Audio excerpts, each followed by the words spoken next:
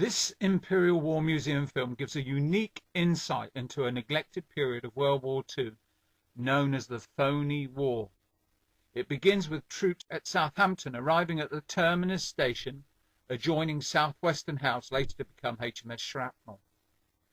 The Phoney War was an 8-month period which began with the declaration of war by the United Kingdom and France against Nazi Germany on the 3rd of September 1939 and ended with the German invasion of France and the Low Countries on the 10th of May 1940. In the first few months of the war, Germany hoped to persuade Britain to agree to peace. Although London hospitals prepared for 300,000 casualties in the first week, Germany unexpectedly did not immediately attack British cities by air. In the film, after arriving in Southampton, troops are seen marching through the entrance at Dock Gate 4, which still leads to the Empress Docks, where they are seen embarking for France. Both sides found that attacks on military targets, such as the British attack on Kiel on the second night of the war, led to high losses of aircraft.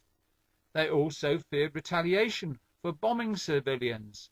Britain and France did not realize that Germany used 90% of its frontline aircraft during the Polish invasion. Civilian attitudes in Britain to their German foes were still not as intense as they were to become after the Blitz. The film is made by Southern Railways, who own the docks at Southampton. Southampton was the main trooping port for the British Army, and Southampton New or Western Docks, completed in 1934, possessed warehouses to store supplies needed for the British Expeditionary Force, or BEF as they were called.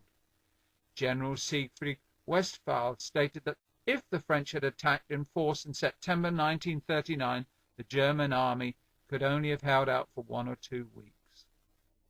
Instead, the catalyst for change came with the Allied debacle in Norway, which forced a now famous debate in the House of Commons, during which the British Prime Minister Neville Chamberlain was under constant attack. Many of Chamberlain's supporters had voted against him, whilst others had abstained. As a result, Chamberlain found it impossible to continue to lead a national government or to form a new coalition government with himself as the leader. So on the 10th of May, Chamberlain resigned the premiership, succeeded by Winston Churchill, who was a constant opponent of the policy of appeasement. At the critical moment and out of crisis, Britain gets the war prime minister of her desire. Behind Mr. Churchill, the country rallies solidly and resolutely to the task of defeating the most sinister madman that ever aspired to world conquest. The man to beat Hitler is Winston Churchill.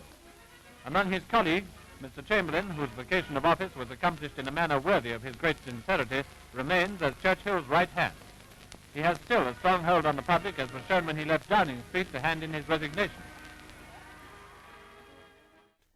8 months after Britain and France had declared war, German troops marched into Belgium, the Netherlands and Luxembourg, marking the end of the Phoney War and the beginning of the Battle of France. The film puts a brave face on events, showing a group of people crowded around a piano as leave is cancelled and the troops are quickly recalled to France. But the new coalition government could do nothing to prevent Dunkirk when the last of the British Army left on the 3rd of June and signalled to say, "Operation completed, returning to Dover." However, Churchill insisted on coming back for the French, and the Royal Navy returned on the 4th of June to rescue as many as possible of the French rear guard. Over 26,000 French soldiers were evacuated on the last day. The film shows French and Belgian soldiers on the quayside at Dover saved because of Churchill's generosity. They lived to fight again. So did, of course, the British troops that were rescued and were treated not as a defeated army, but heroes. The source of much hilarity on television today, the film shows the deadly seriousness with which the Home Guard was formed. As part of the frantic preparations, signposts were dismantled so as not to aid the expected German onslaught. The call came to donate railings and saucepans which piled up on street corners to provide iron for armaments, and pillboxes were constructed in suburban parks. International opinion predicted the imminent collapse of Britain's will to fight, supposing that they would be cowed by the threat of invasion by U-boat blockade or by terror bombing from the huge German Air Force. Instead, it was to become their finest hour.